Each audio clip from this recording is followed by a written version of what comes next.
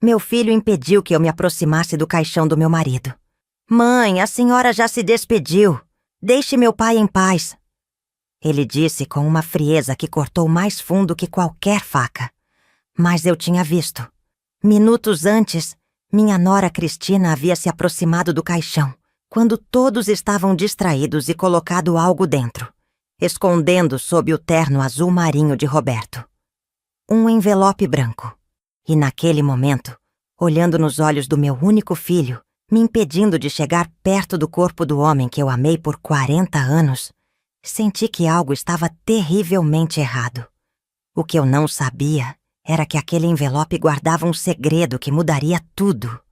E que em poucas semanas eu descobriria uma conspiração tão grande, tão bem planejada, que me faria questionar tudo o que vivi nos últimos anos. Meu nome é Helena. Tenho 62 anos. E no dia do velório do meu marido Roberto, minha vida desmoronou de um jeito que eu jamais imaginaria. Não pela morte dele, embora a dor fosse devastadora, mas pelo que viria depois, pelo que eu descobriria sobre meu próprio filho. O velório estava cheio. Roberto era querido por todos. Dono de oficinas mecânicas, sempre foi um homem trabalhador, honesto, respeitado. Ou pelo menos era o que eu pensava conhecer dele. Eu estava sentada na primeira fila, vestida de preto, com os olhos inchados de tanto chorar. 40 anos de casamento. 40 anos ao lado de um homem que me fazia rir, que me abraçava toda noite antes de dormir, que me chamava de meu amor, mesmo quando os cabelos dele ficaram brancos e as minhas rugas se aprofundaram.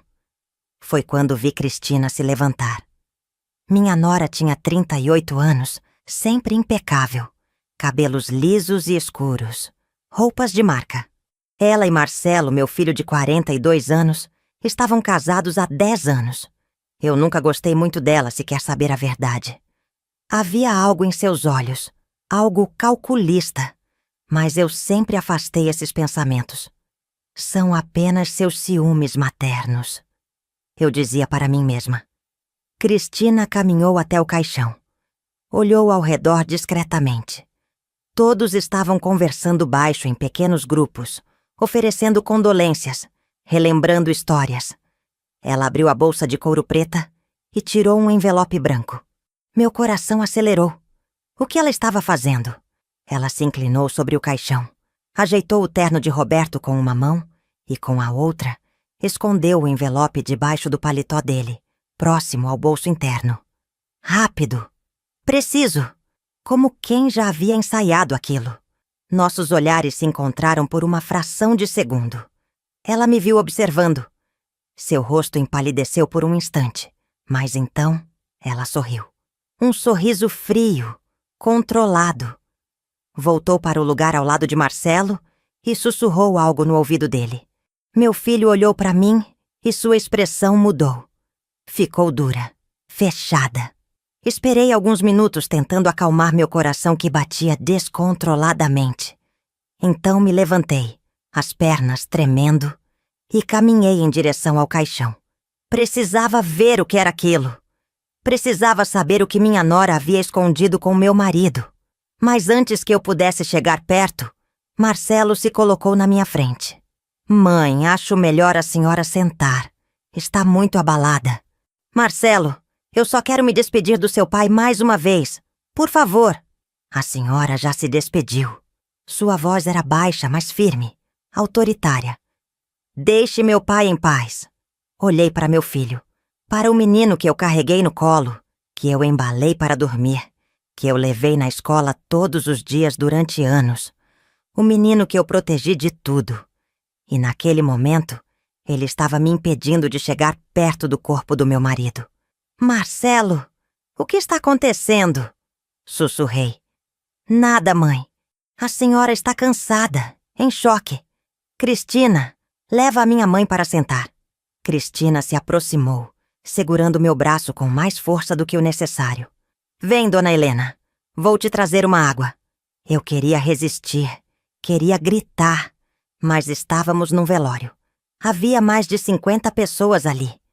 Então deixei que ela me levasse de volta ao assento, minha mente girando em círculos. O que estava naquele envelope? Por que Marcelo estava agindo assim? Por que eu sentia que algo muito maior estava acontecendo? O enterro foi no dia seguinte. Chuva fina, céu cinza, exatamente como eu me sentia por dentro. Quando desceram o caixão, pensei em Roberto ali embaixo, com aquele envelope misterioso escondido em seu paletó. Pensei em todas as perguntas que eu não tive coragem de fazer. Pensei em como, de repente, eu me senti uma estranha na minha própria vida. Depois do enterro, voltamos para casa. A casa que Roberto e eu compramos há 35 anos, um sobrado simples, mas aconchegante em Pinheiros, zona oeste de São Paulo.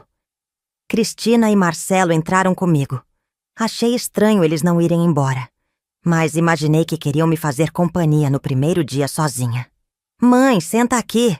A gente precisa conversar", Marcelo disse apontando para o sofá da sala. Sentei com aquela sensação ruim no estômago. Cristina se sentou ao lado de Marcelo, de frente para mim. Eles trocaram um olhar. "Olha, mãe, os próximos dias vão ser difíceis. Tem muita papelada do papai para organizar, documentos da empresa, questões bancárias." Marcelo pausou, passou a mão pelo cabelo castanho. "Eu e a Cristina vamos precisar ficar aqui organizando tudo. Achamos melhor a senhora ficar num hotel por algumas semanas. Só até a gente resolver tudo." Senti como se tivesse levado um soco. "Como assim, hotel? Esta é minha casa, Marcelo." "Eu sei, mãe, mas vai ser melhor assim. Vai ter muito movimento, muita gente entrando e saindo, advogados, contadores. A senhora vai ficar estressada. A gente já reservou um quarto muito bom no Ibis Paulista. Confortável, café da manhã incluído." "Marcelo, eu não quero ir para hotel nenhum. Eu quero ficar na minha casa, com as minhas coisas, com as memórias do seu pai." Cristina se inclinou para frente, com aquele sorriso que não chegava aos olhos. "Dona Helena, é só temporário. Uns 15 dias no máximo. A gente paga tudo. É pelo seu bem mesmo. Pelo meu bem ou pelo bem de vocês." As palavras saíram antes que eu pudesse controlar. Marcelo fechou a cara. "Mãe, não seja injusta. A gente está tentando te proteger. O papai deixou tudo muito desorganizado. A gente precisa de espaço para trabalhar. Eu queria discutir, queria gritar que aquela era minha casa, que eu tinha tanto direito quanto ele de estar ali. Mas eu estava exausta, emocionalmente destruída. Então, contra todos os meus instintos, acabei concordando. Arrumei uma mala com roupas para alguns dias e deixei que Marcelo me levasse ao hotel. O quarto era pequeno, com cheiro de produto de limpeza, papel de parede bege desbotado. Sentei na cama dura e desabei a chorar. Não apenas pelo Roberto, mas por sentir que estava perdendo muito mais do que meu marido. Estava perdendo meu filho, estava perdendo minha casa, estava perdendo o controle da minha própria vida. E aquele envelope não saía da minha cabeça. Fiquei 3 dias no hotel sem notícias. Marcelo não atendia minhas ligações, mandava apenas mensagens curtas. "Mãe, estou resolvendo tudo. Calma." No 4º dia, ele finalmente me ligou. "Mãe, tem a leitura do testamento amanhã às 10 da manhã, no escritório do Dr. Almeida, na Avenida Paulista. A gente se encontra lá." Testamento. A palavra ecoou na minha cabeça. Roberto nunca tinha mencionado testamento, ou pelo menos não para mim. Mas talvez fosse normal. Talvez ele tivesse feito para organizar as questões da empresa. Tentei me acalmar. Na manhã seguinte me arrumei com cuidado. Coloquei meu vestido azul marinho, o que Roberto sempre dizia que combinava com meus olhos. Prendi os cabelos grisalhos num coque. Olhei para meu reflexo no espelho do banheiro do hotel. 62 anos, rugas ao redor dos olhos, pele que começava a ceder à gravidade. Mas ainda era eu. Ainda era Helena, a mulher que tinha construído uma vida ao lado de Roberto. O escritório do Dr. Almeida era num prédio elegante de vidro espelhado. Cheguei 15 minutos antes do horário. Marcelo e Cristina já estavam lá, sentados na recepção. Cristina usava um conjunto de alfaiataria preto caro. Marcelo, terno cinza e gravata azul. Eles pareciam executivos numa reunião de negócios. Oi, mãe. Marcelo disse sem se levantar para me abraçar. Bom dia. Respondi sentando numa poltrona distante. O silêncio era pesado. Cristina mexia no celular. Marcelo olhava para as próprias mãos. Eu sentia que algo estava prestes a acontecer. Algo ruim. Às 10 em ponto fomos chamados.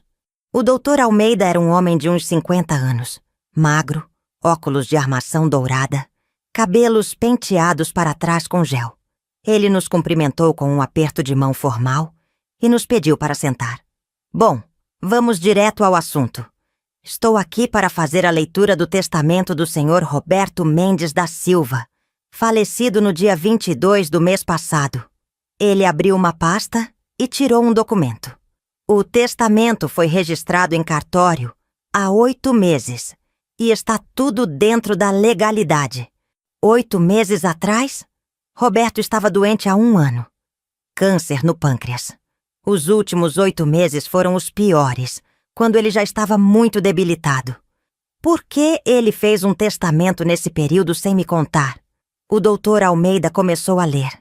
Linguagem jurídica, palavras complicadas. Mas então chegou na parte importante. Deixo ao meu filho Marcelo Roberto Silva a totalidade dos meus bens comerciais, incluindo as 5 oficinas mecânicas e seus respectivos equipamentos, estoques e contas correntes. Deixo também a propriedade do apartamento na praia de Bertioga e o terreno em Atibaia. Quanto à residência localizada na Rua Aurora, bairro de Pinheiros, deixo para minha esposa Helena Maria da Silva o usufruto vitalício, permanecendo a nua propriedade com meu filho Marcelo Roberto Silva. O mundo parou. Usufruto vitalício? Nua propriedade? O que isso significava? Doutor, me desculpe, mas o que exatamente isso quer dizer? Perguntei, minha voz tremendo. Ele tirou os óculos e me olhou com algo que poderia ser pena. Significa, dona Helena, que a senhora pode morar na casa enquanto viver, mas não pode vendê-la ou deixá-la para ninguém. A propriedade de fato é do seu filho. Quando a senhora falecer, ou caso decida sair da residência, ela passa integralmente para ele.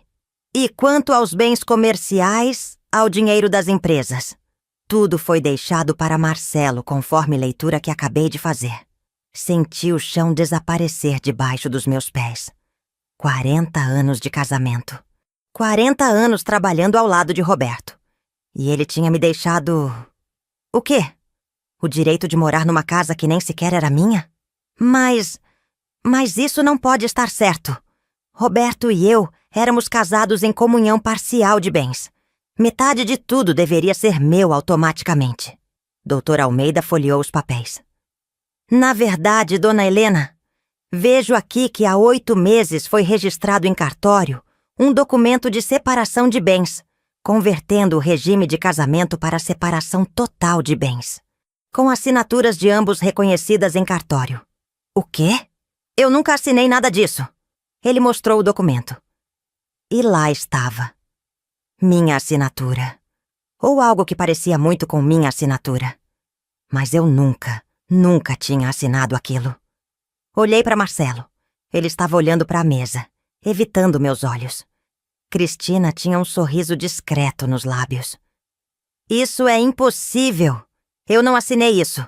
Isso é falso. Dona Helena, a senhora está em choque. É compreensível. Marcelo finalmente falou.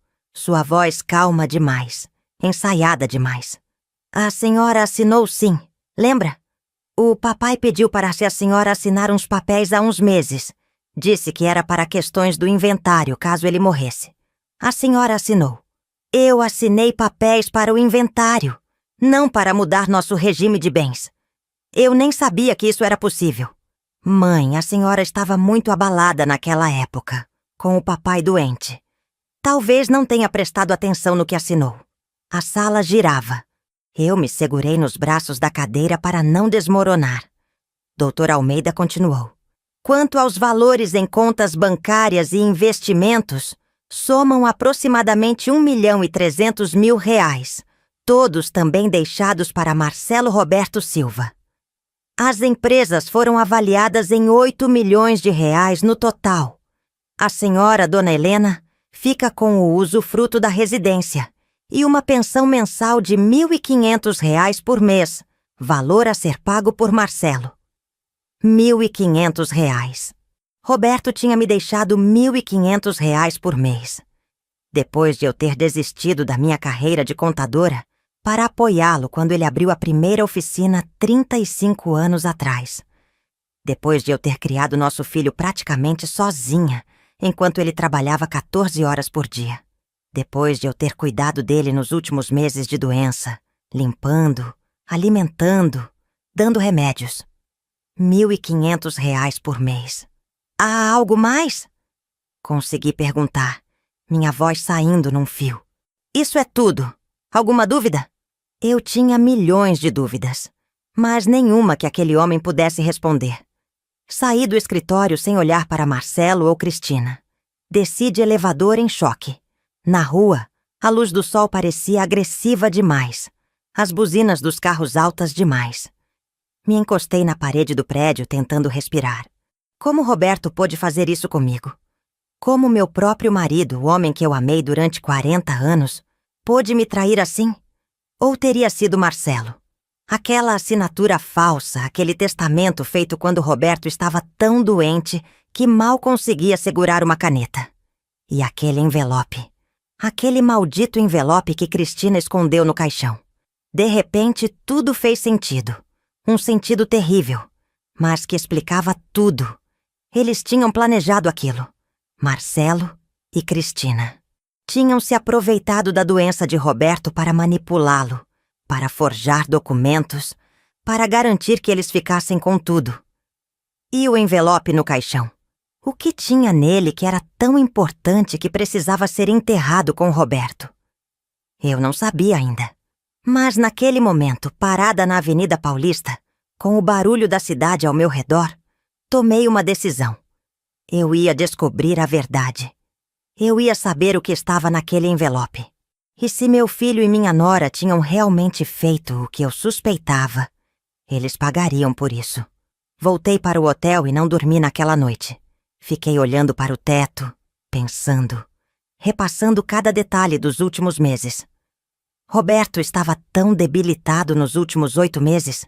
Havia dias em que ele não reconhecia nem onde estava. Como ele poderia ter tomado decisões tão importantes, ter ido ao cartório, ter mudado o testamento? A resposta era óbvia. Ele não tinha. Alguém tinha feito isso por ele, com falsificações, manipulações, aproveitando-se de um homem doente e frágil. Me levantei da cama às 5 da manhã. Tomei um banho longo, deixando a água quente lavar um pouco do cansaço. Precisava de ajuda. Precisava de alguém que entendesse de leis, de documentos, de como provar uma fraude. Pensei em várias pessoas. Então me lembrei. Henrique Barbosa, meu colega de faculdade. Nós estudamos contabilidade juntos há mais de 40 anos. Ele se tornou advogado depois, especializado em direito de família e sucessões. Perdemos contato ao longo dos anos, mas eu sabia que ele tinha um escritório em Moema. Procurei no Google. Lá estava. Barbosa em Associados. Advocacia. O site tinha uma foto dele. Cabelos grisalhos, alguns quilos a mais, mas ainda com aquele sorriso gentil que eu me lembrava. Liguei assim que o escritório abriu, às 9 horas. Barbosa em Associados, bom dia. Bom dia. Eu gostaria de falar com o Dr. Henrique Barbosa, por favor. Meu nome é Helena Silva. Um momento. Música de espera. Meu coração batia rápido. Será que ele se lembraria de mim? Helena Andrade. A voz dele era exatamente como eu lembrava. Grave, calorosa. Agora é Silva. Me casei. Oi, Henrique, faz quanto tempo? Meu Deus, Helena. Deve fazer uns 30 anos ou mais. Como você está? O que te traz depois de tanto tempo? Henrique, eu preciso de um advogado. E eu preciso de um amigo. Você pode me ajudar? O tom dele mudou imediatamente. Claro. O que aconteceu? É complicado. Posso ir aí hoje? Pode vir agora, se quiser. Tenho um horário livre às 10. Estarei aí. O escritório ficava num prédio comercial na Vila Mariana, 15º andar. Quando entrei na sala, Henrique se levantou e me abraçou. Foi o primeiro abraço sincero que recebi desde a morte de Roberto. Senta, por favor. Quer um café? Água? Água está bom. Ele me serviu num copo de vidro e sentou atrás da mesa. Me conta tudo. E eu contei. Desde a morte de Roberto, passando pelo envelope no caixão, a expulsão da minha casa, até a leitura do testamento e a descoberta da suposta separação de bens. Quando terminei, Henrique estava sério, fazendo anotações. Helena, isso tem cara de coação e falsificação documental, principalmente se seu marido estava debilitado. Precisamos de provas. Como eu consigo provas? Roberto está morto. Os documentos estão todos registrados. Documentos podem ser contestados. Assinaturas podem ser periciadas. E tem algo que você falou que me chamou muita atenção. O envelope no caixão. O que você quer dizer? Por que alguém esconderia um envelope num caixão? Porque quer que aquilo desapareça. Quer que seja enterrado e nunca mais seja encontrado. O que sugere que o que está naquele envelope é importante. Talvez seja até algo que comprometa eles. Senti um arrepio. Mas Roberto já foi enterrado há 5 dias. Helena, existe um procedimento chamado exumação. Com ordem judicial é possível desenterrar um corpo para investigação. Se você tem suspeitas fundamentadas de que documentos relevantes para uma investigação foram enterrados com ele, podemos solicitar. Isso é possível? Podem fazer isso? Podem. E vão fazer, se eu apresentar os argumentos certos. Mas preciso que você me autorize formalmente a ser sua advogada. Você tem minha autorização total. Passamos as próximas 3 horas conversando. Henrique me fez perguntas detalhadas sobre os últimos meses, sobre o comportamento de Marcelo e Cristina, sobre os documentos que Roberto assinou. Ele pediu cópias de tudo que eu tinha, o que infelizmente não era muito. A maior parte dos papéis estava na casa, com Marcelo. Vou começar pedindo acesso aos documentos originais em cartório. Vou solicitar perícia grafotécnica nas assinaturas. E vou entrar com pedido de exumação, alegando suspeita de documentos fraudulentos enterrados com o falecido. Vai demorar algumas semanas, talvez meses. Você precisa ser paciente. Henrique, eu sou uma mulher de 62 anos que acaba de descobrir que foi roubada pelo próprio filho. Paciência é a única coisa que eu tenho agora. Ele sorriu tristemente. Vamos fazer justiça, Helena. Prometo. Saí do escritório me sentindo diferente. Ainda estava machucada, traída, perdida. Mas pela primeira vez em dias, senti algo que tinha esquecido. Esperança. Mas o que eu precisava agora era de provas. Provas que Henrique pudesse usar. Voltei ao hotel e comecei a pensar. Eu precisava voltar para minha casa. Precisava procurar nos papéis de Roberto, nas gavetas, nos armários. Alguma coisa que provasse a fraude. Liguei para Marcelo. Oi, mãe. Marcelo, preciso buscar mais roupas na casa. Posso ir aí amanhã? Silêncio do outro lado. Então, amanhã não dá, mãe. Tem reunião aqui com o contador. E depois de amanhã? Também não. A gente ainda está organizando. Marcelo, eu preciso das minhas coisas. Eu sei, mãe. Eu levo as coisas para a senhora. Faz uma lista do que precisa. Ele estava me impedindo de voltar para casa. Por quê? O que ele não queria que eu visse? Filho, aquela é minha casa. Eu sei, mãe. Mas o testamento do papai foi muito claro sobre a nua propriedade. Legalmente, a casa é minha. A senhora tem o usufruto, Mas enquanto a gente não terminar de organizar, é melhor a senhora ficar no hotel. Quanto tempo mais? Mais umas 2 semanas. 2 semanas que se transformariam em 4, eu sabia. E provavelmente essas 2 semanas eles usariam para destruir qualquer evidência que eu pudesse encontrar. Tudo bem, Marcelo. Até mais. Desliguei antes que ele pudesse responder. Eu não tinha tempo para esperar eles terminarem de apagar rastros. Precisava agir rápido. Na manhã seguinte, às 6 horas, peguei um Uber até minha casa. Marcelo e Cristina não moravam ali. Então, com sorte, estariam no apartamento deles em Moema. E eu teria algumas horas. Eu ainda tinha minhas chaves. A casa estava silenciosa. Abri a porta devagar, meu coração disparado. Entrei e fechei a porta atrás de mim. Cheiro de casa fechada. As cortinas estavam fechadas. Acendi as luzes. Tudo parecia diferente. Móveis fora do lugar. Caixas empilhadas. Papéis espalhados sobre a mesa da sala. Eles realmente estavam organizando. Ou destruindo provas. Fui direto para o quarto que era meu e de Roberto. Abri o armário dele. Muitas roupas já tinham sido tiradas. Procurei nas gavetas. Encontrei documentos velhos, fotos, recibos. Mas nada que parecesse importante. Então me lembrei. Roberto tinha um esconderijo. Um lugar secreto que só nós 2 sabíamos. No fundo do armário, havia uma tábua solta. Ele guardava dinheiro ali às vezes, para emergências. Tirei as caixas que estavam na frente. Me ajoelhei e puxei a tábua. Lá dentro, havia uma caixa de sapatos velha. Meu coração acelerou. Abri. Dentro tinha papéis. Muitos papéis. Peguei o primeiro. Era um rascunho de testamento, escrito à mão por Roberto, datado de 2 anos atrás. Nele, Roberto deixava metade de tudo para mim e metade para Marcelo. Isso era o testamento real, o que ele realmente queria. Peguei o segundo papel, outra versão, datada de 1 ano atrás. Mesma coisa, metade para mim, metade para Marcelo. Então encontrei um documento diferente, uma procuração, dando poderes a Marcelo para movimentar contas, assinar documentos em nome de Roberto. E a data, 6 meses atrás, quando Roberto já estava muito doente. Olhei para a assinatura. Era a minha assinatura, ou algo muito parecido, mas eu nunca tinha assinado aquilo. Mãe? Gelei. A voz de Marcelo vinha da sala.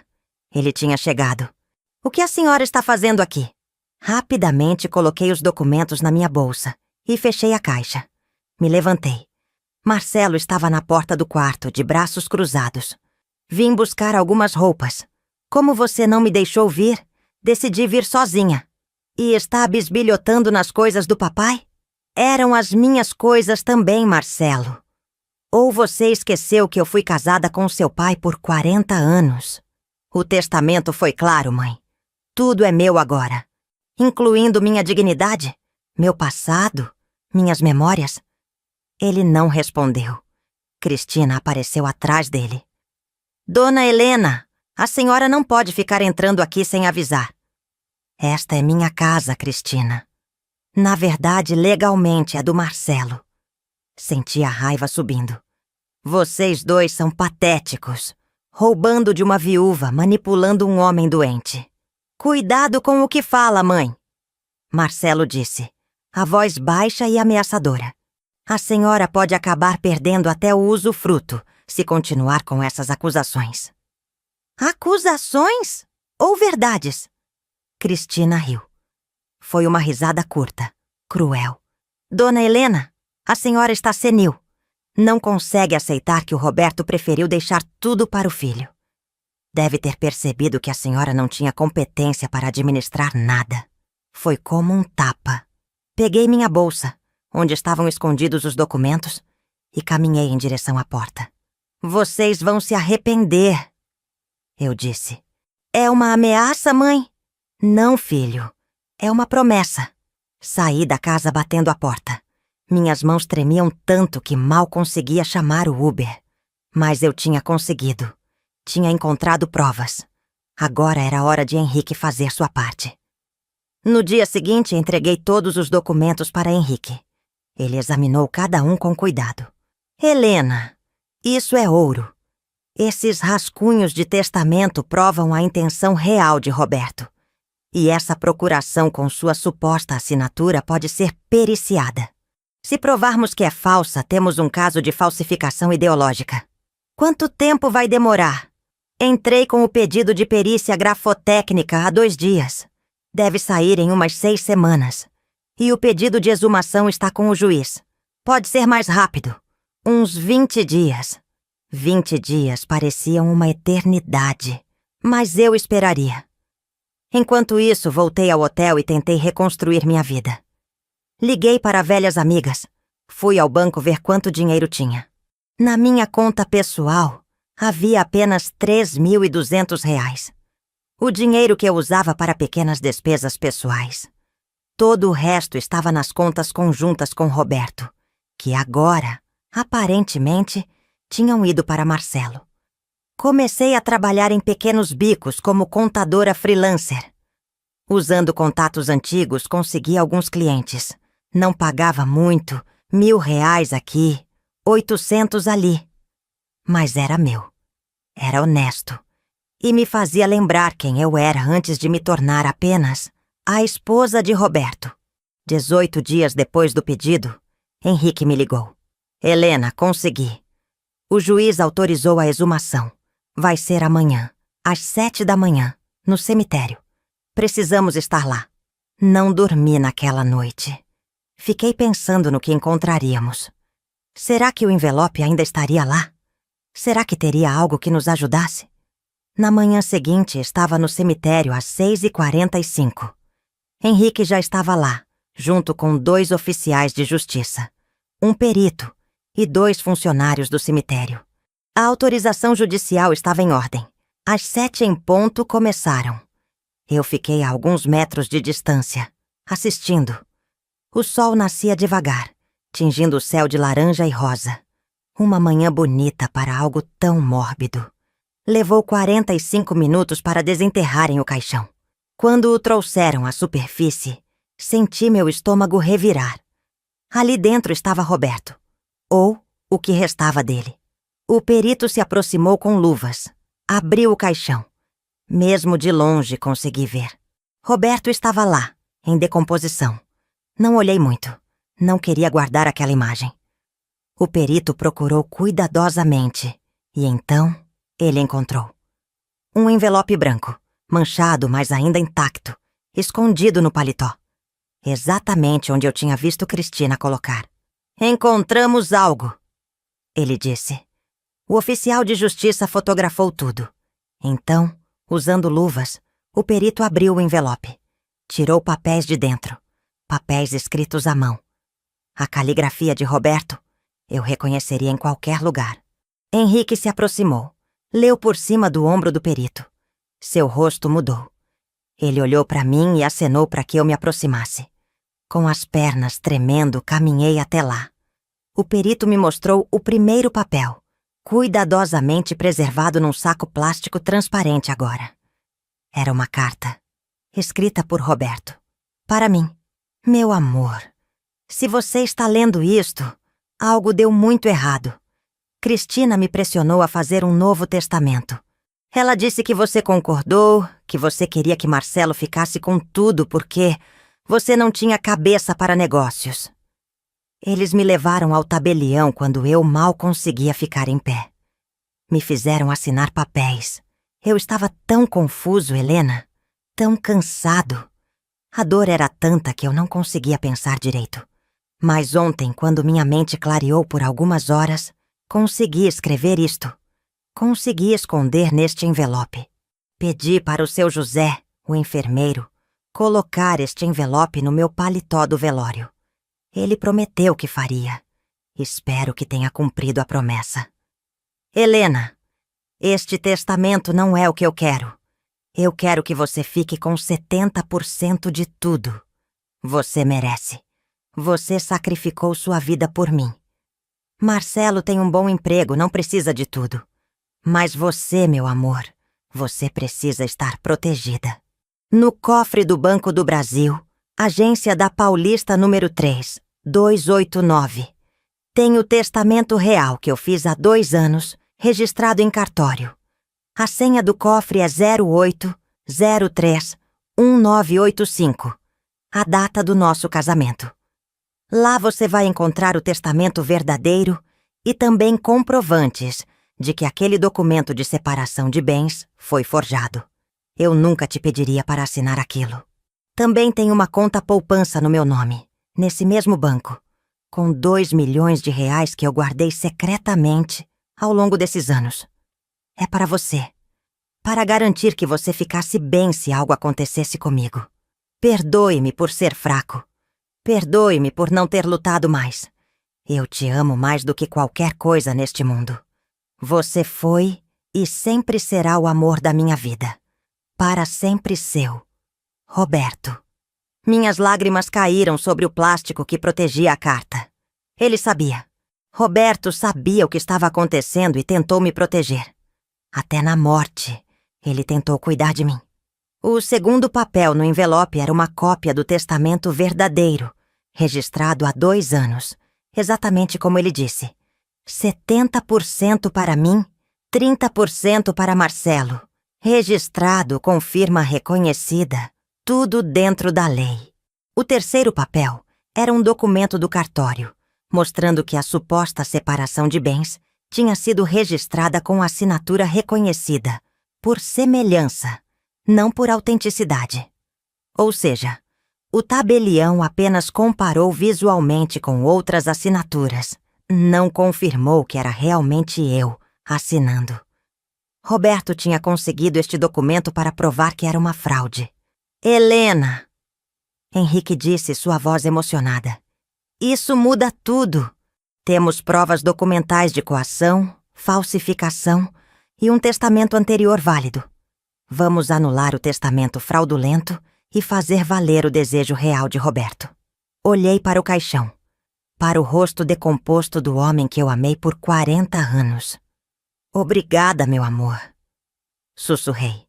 Obrigada por me proteger até o fim. Eles fecharam o caixão novamente e o enterraram.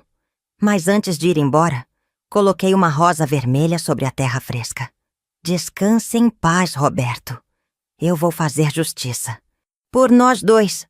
Na semana seguinte, Henrique entrou com ação judicial de anulação do testamento fraudulento, apresentando todos os documentos encontrados na exumação, mais os rascunhos que eu tinha encontrado em casa, mais os laudos de perícia grafotécnica que confirmaram que a assinatura na procuração e na separação de bens não eram minhas.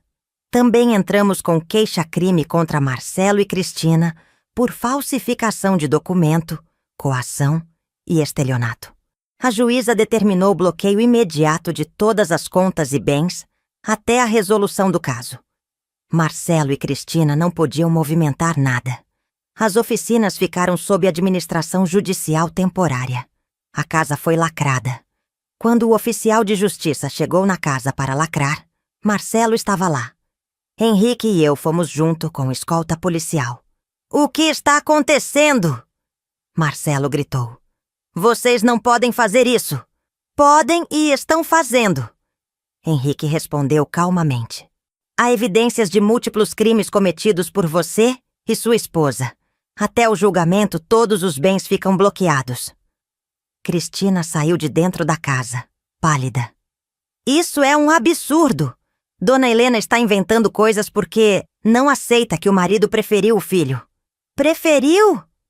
eu disse, e minha voz soou mais forte do que esperava. "Ou foi manipulado por 2 parasitas gananciosos que se aproveitaram de um homem doente." Tirei da bolsa cópias da carta de Roberto e joguei aos pés dela. "Leia. Leia o que seu sogro, um homem que você ajudou a matar de desgosto, escreveu com as últimas forças que tinha. Leia sobre como vocês o coagiram, o manipularam, o torturaram nos últimos meses de vida dele." Cristina pegou os papéis com mãos trêmulas. Conforme lia, seu rosto mudava de cor. Marcelo pegou da mão dela e leu também. Quando terminou, ele estava branco como papel. Mãe, Não foi bem assim. Cristina que... Não se atreva. Eu disse a voz cortante como vidro. Não se atreva a jogar a culpa só nela. Você é meu filho. Eu te carreguei, te criei, te amei incondicionalmente. E você? Você me roubou. Roubou do seu próprio pai, enquanto ele morria. Mãe, por favor. Não me chame de mãe. Eu não tenho filho. Meu filho morreu quando decidiu me trair. Virei as costas e entrei no carro de Henrique. Não olhei para trás. O processo judicial durou 4 meses.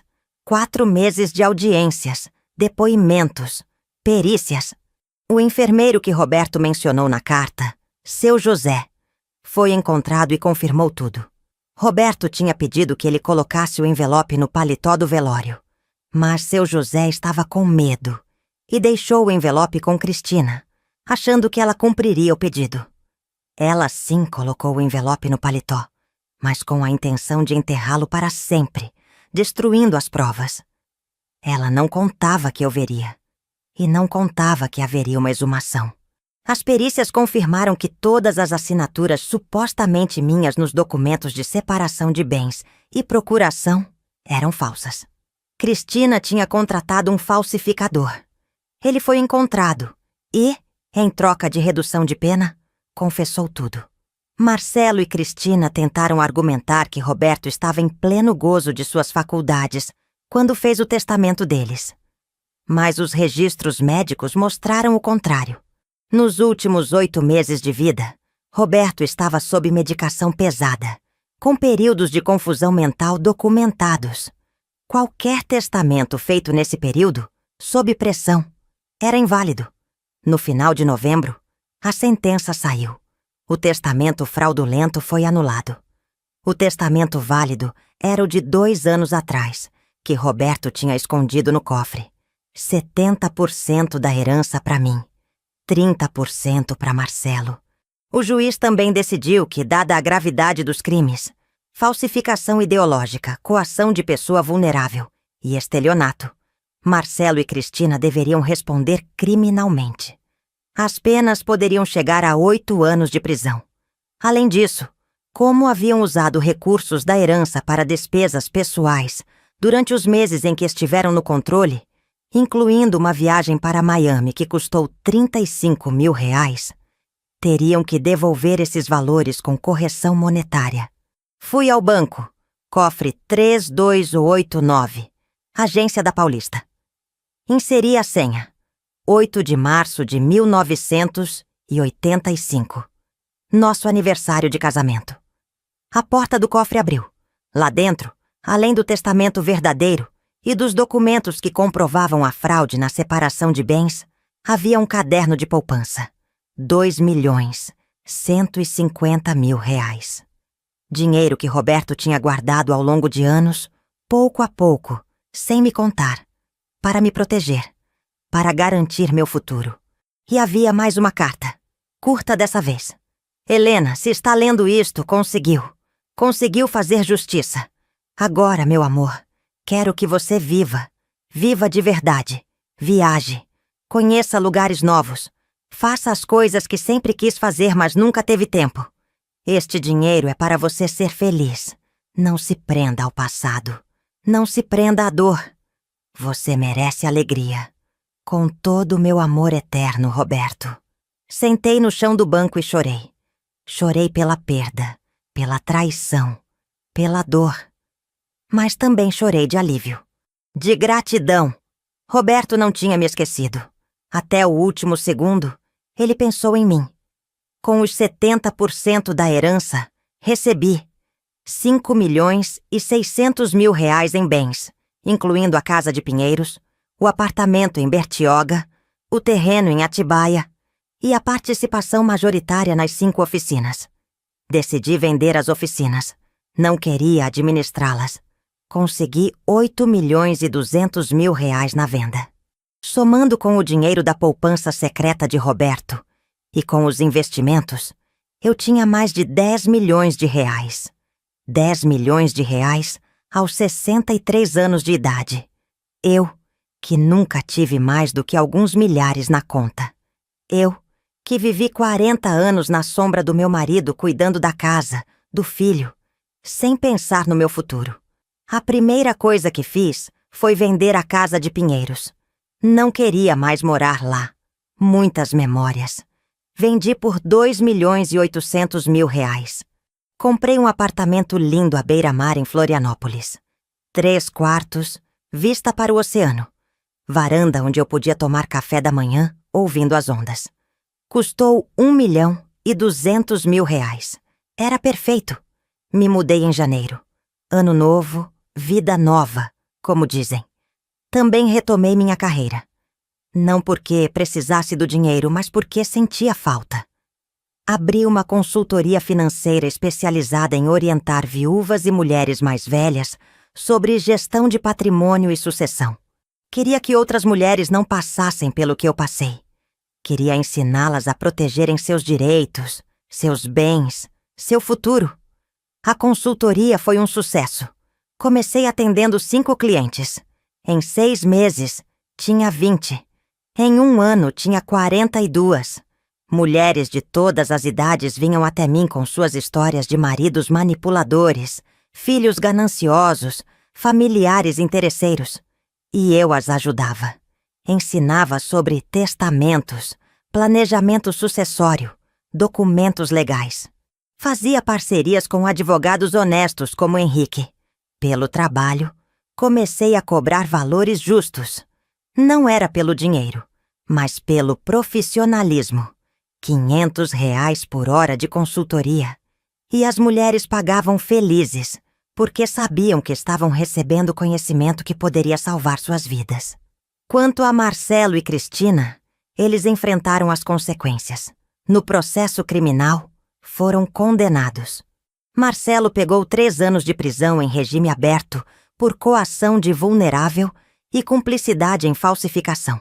Cristina pegou 5 anos em regime semiaberto por falsificação de documento e estelionato. Ela era a cabeça da operação, afinal. Com a prisão e a perda do dinheiro, o casamento deles implodiu. Cristina pediu divórcio de dentro da prisão. Não queria ficar amarrada a um homem sem dinheiro e sem futuro. Marcelo ficou sozinho, morando num apartamento alugado de 2 quartos em São Mateus, Zona Leste, trabalhando como mecânico numa oficina que não era dele.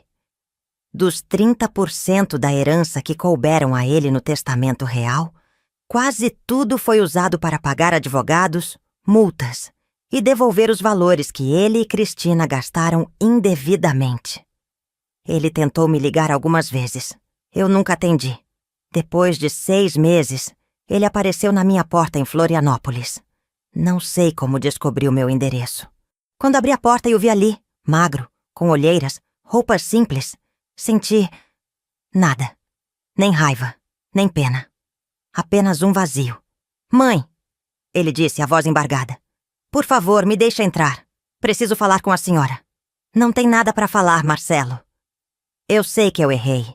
Sei que fui um monstro. Mas eu não tive escolha. A Cristina me pressionava. Dizia que a gente merecia. Que o senhor e o papai tinham tudo e nunca davam nada pra gente." "Para", eu disse, levantando a mão. "Não tente me manipular de novo. Você tinha escolhas. Sempre teve. Você escolheu a ganância. Escolheu roubar do seu próprio pai moribundo. Escolheu me trair. Mãe, por favor. Eu estou sozinho. Não tenho ninguém. A Cristina me abandonou, perdi tudo. E você acha que eu tenho dó de você? Você acha que depois de tudo que fez, eu vou te acolher de volta?" Ele começou a chorar, lágrimas escorrendo pelo rosto. "Eu preciso da senhora. Não tenho mais ninguém." Olhei para meu filho. Para o homem de 43 anos que estava diante de mim, destruído pelas próprias escolhas. E pela primeira vez, falei a verdade que estava dentro do meu coração há meses. "Marcelo, eu vou ser muito clara com você. Eu posso, um dia, te perdoar. Mas perdoar não significa esquecer. Não significa voltar atrás. Você terá meu perdão quando tiver meu respeito. E respeito se conquista com ações, não com lágrimas de crocodilo. O que eu preciso fazer? Primeiro, admita a verdade. Não foi só a Cristina. Foi você também. Você planejou, executou, se beneficiou. Segundo, faça terapia. Descubra por que você é capaz de machucar as pessoas que te amam. Terceiro, reconstrói sua vida do zero, sozinho, sem pedir minha ajuda ou meu dinheiro. Quando você tiver feito tudo isso, quando tiver se tornado um homem de verdade, talvez, apenas talvez, a gente possa conversar. Mas quanto tempo vai demorar?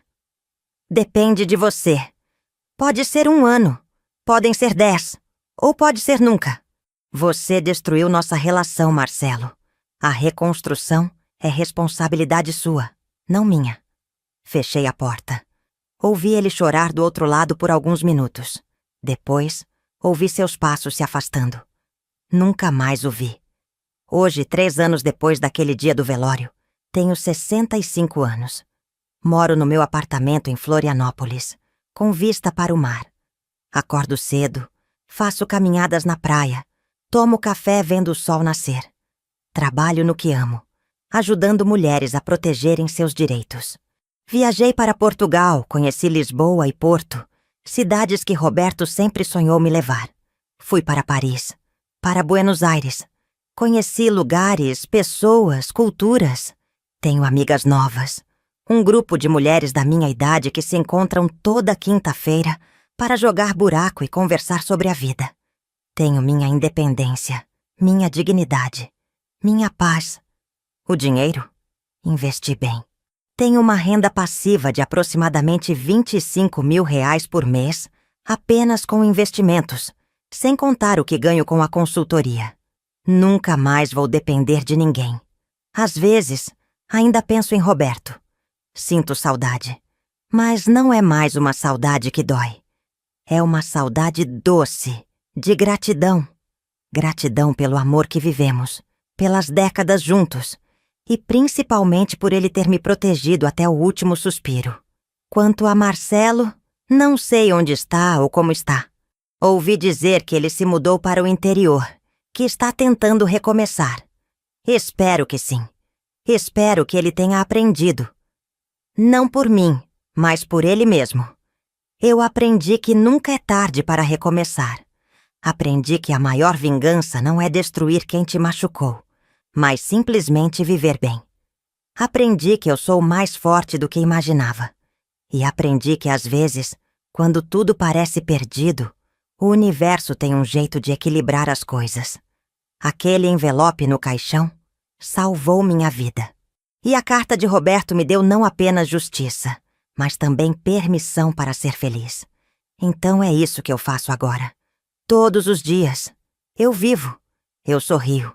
Eu sou feliz. E você que está assistindo isso agora, se você está passando por algo parecido, se alguém te traiu, te enganou, te roubou, quero que saiba. Você é mais forte do que pensa. A verdade sempre vem à tona. A justiça pode demorar, mas ela chega. E quando chegar, você vai ter a chance de recomeçar. De viver do jeito que sempre mereceu. Não desista. Lute. Busque seus direitos. E depois, quando a poeira baixar, viva. Viva de verdade. Porque a melhor vingança é ser feliz. Agora, se você gostou dessa história, se ela te tocou de alguma forma, já clica nesse próximo vídeo que está aparecendo na sua tela. Porque nele tem outra história de superação, de justiça, de uma mulher que também não aceitou ser pisoteada e deu a volta por cima. Você não vai querer perder.